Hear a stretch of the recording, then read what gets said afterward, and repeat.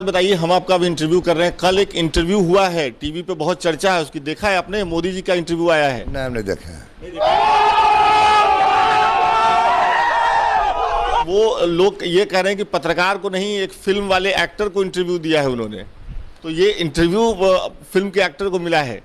हम ये सब नहीं जानते हैं। अगर विषय में जानिए ना, हम भोरे उठ के बांगल जाते हैं, सांझ के घर आते हैं। इस सब विषय में हम कुछ नहीं जानते हैं। तो एक चीज यही, हीरो बना के हीरोइन बनाए सब हम नहीं जानते हैं।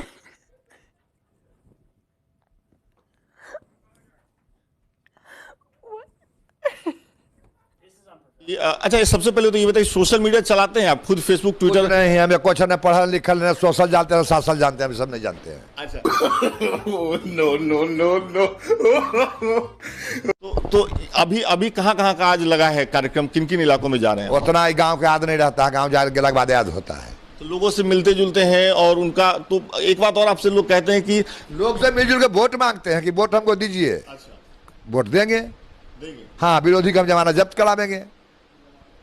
ये बात आप बहुत पहले से कह रहे हैं कि विरोधी का जमानत जब्त करा दें, तो ये विश्वास कहाँ से? रोज रोज बात बदले। नहीं, लेकिन जमानत जब्त करा देंगे, क्या कहें कि नहीं करा देंगे?